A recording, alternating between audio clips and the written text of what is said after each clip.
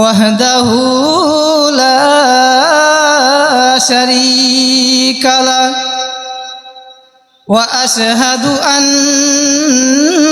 سيدنا وسندنا ومولانا محمدا عبده ورسوله أما بعد فقد قال الله تبارك وتعالى في كلامه المجيد وفي فرقانه الحميد أعوذ بالله من الشيطان الرجيم بسم الله الرحمن الرحيم ولنبلونكم بشيء من الخوف والجوع ونقص من الأموال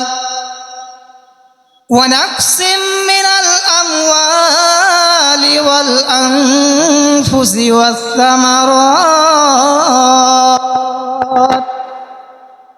وبشر الصابرين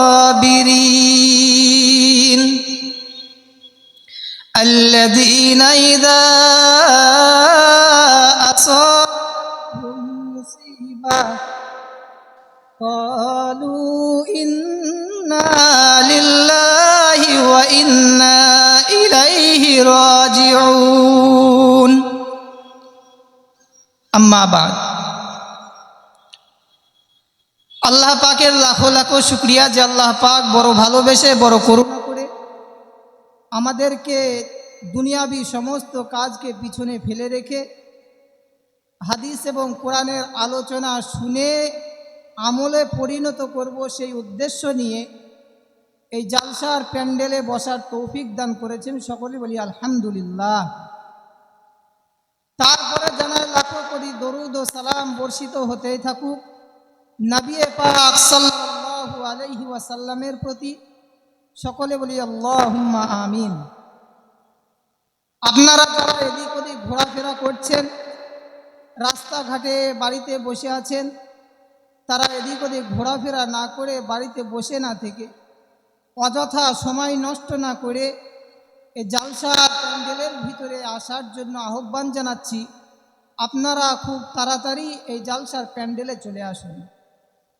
আপনারা হয়তো ভাবছেন জালসার প্যান্ডেলে না গেলেও তো শুনতে পাচ্ছি, শুনতে পাবেন কথাটা ঠিক, কিন্তু এর ভিতরে জালসার প্যান্ডেলের ভিতরে শোনার ভিতরে আর বাড়িতে বসে রাস্তাঘাটে শোনা তার ভিতরে কিন্তু অনেক পার্থক্য আছে।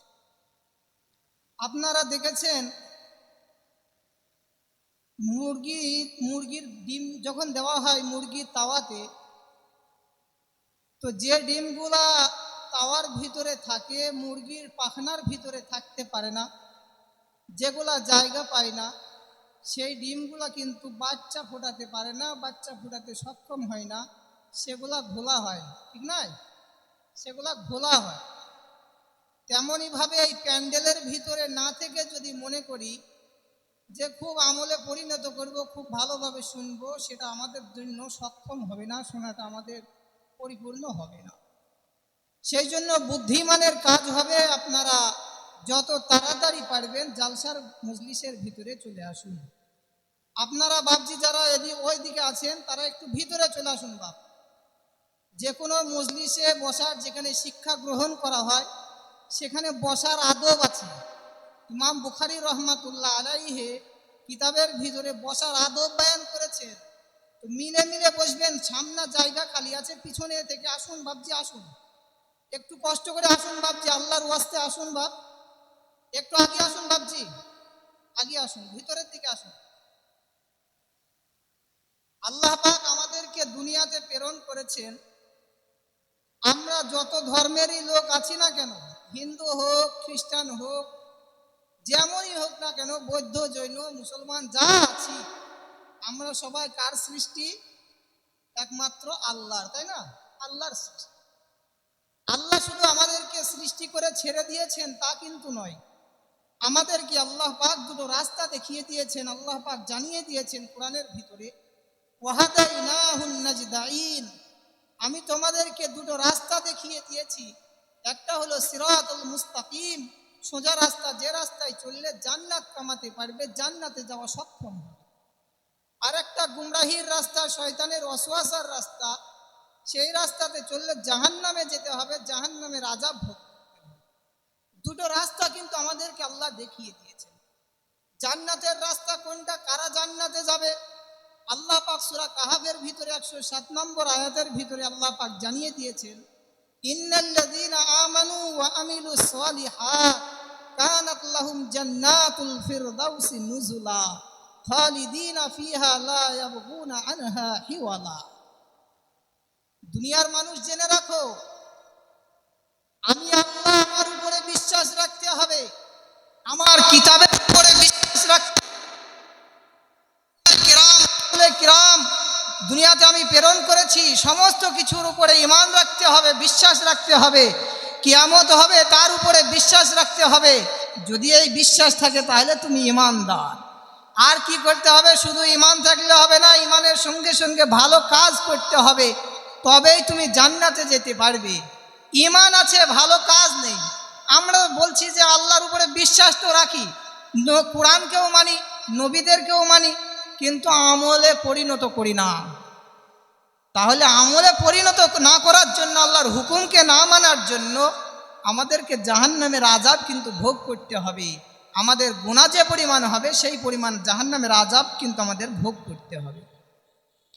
আল্লাহ পাক তাহলে বলে দিলেন জান্নাতে যাওয়ার রাস্তা হলো, জান্নাতে যেতে হলে কটা গুণ থাকতে হবে? দুটো গুণ, একটা ঈমান আর একটা আমল থাকতে হবে, আমলে সলিহা থাকতে হবে। ঈমান থাকতে হবে, কেমন ঈমান থাকতে হবে? শুধু আল্লাহকে বিশ্বাস করি, কিন্তু কেউ যদি বলে, কোনো বেঈমান যদি গলাতে যদি আমাদের ছুরি ধরে, এই বল ঈমান ছাড়বি কি বল? বলো বাপ আগে ছুরিটা সরাও বাপ, তারপরে বলো যা বলবা।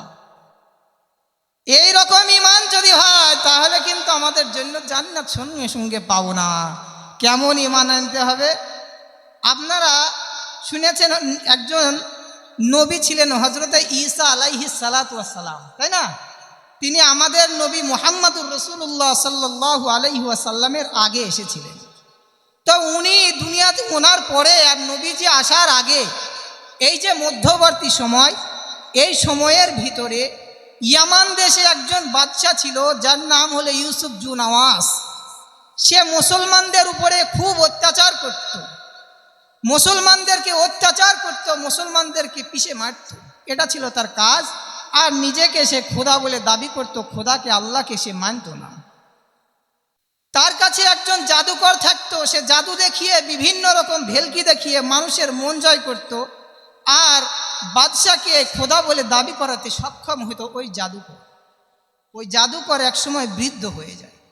জাদুকর যখন বৃদ্ধ হয়ে যায়, জাদুকর একদিন বাদশাকে বলছে যে বাদশাহ, আমি তো বৃদ্ধ হয়ে গেলাম, তো আপনি একটা কাজ করেন, একটা ছোট বালক, মেধাবী বালক আমাকে দেন, আমি তাকে জাদুবিদ্যা শিক্ষা দেব। সে জাদুবিদ্যা শিখে বিভিন্ন রকম ভেলকি দেখিয়ে আপনাকে রব বলে, আপনাকে এক বলে, খোদা বলে দাবি করাতে সক্ষম হবে, মানুষের মন জয় করে নেবে। বাদশাহ কি করলো? একজন বালককে, খুব খোঁজাখুঁজির পরে একজন বালককে পেল, বালককে নিয়ে এসে ওই জাদুকরের কাছে জাদুবিদ্যা শেখায়। যে বালকের নাম হলো আব্দুল্লাহ বিন তামির। আব্দুল্লাহ বিন তামির ওই বালক ওই জাদুবিদ্যা, ওই জাদুকরের কাছে জাদুবিদ্যা শেখে, জাদুবিদ্যা শিখে, এদিকে জাদুবিদ্যা শিখে আবার বাড়ি যায়, জাদুবিদ্যা শিখে আবার বাড়ি যায়। জাদুবিদ্যা শিখে বাড়ি যাওয়ার মাঝখানে একদিন হঠাৎ একজন পাদ্রীকে দেখতে পাই। ওই পাদ্রী ছিল হযরতে ঈসা আলাইহিস সালাতু ওয়াস সালামের ধর্ম অনুসরণকারী। ওই ঈসা আলাইহিস সালামের ধর্ম অনুসরণকারী পাদ্রীকে দেখতে পেল। পাদ্রী কি করছে? বিভিন্ন সময় বিভিন্ন রকম মজমা তৈরি করে মানুষকে বক্তব্য, কখনো কখনো জিকির আজকারের মজলিস, এরকমভাবে মজলিস তৈরি করে। আব্দুল্লাহ বিন তামের বালক ছোট ছেলে দেখে কি ব্যাপার, এখানে কি কথা হচ্ছে দেখি। গিয়েছে, দেখছে আরে এত ভালো ভালো কথা বলছে, সুন্দর সুন্দর কথা, কথা শুনে ভালো লেগে গেছে। আব্দুল্লাহ বিন তামের যখন কথা শুনে ভালো লেগে যায়, এদিকে যখন ওনার কথা শুনে ভালো লেগে যাওয়ার কারণে ওখানে কিছুক্ষণ সময় ব্যয় হয়। কিছুক্ষণ সময় যখন ব্যয় হয়ে গেল, ওই বালক ওই যে জাদুকরের কাছে যাবে, জাদুকরের কাছে যেতে লেট হয়ে গেল। জাদুকরের কাছে যাওয়ার পরে জাদুকর জিজ্ঞাসা করে, বালক লেট হয়েছে কেন বলো? তখন বালক বলে যে আমার একটু কাজ ছিল, সেই জন্য আমি ওখানে গিয়েছি, আমি আসতে পারিনি, লেট হয়েছে। এইরকম ভাবে কয়েকদিন যাওয়ার পরে বালককে একদিন হঠাৎ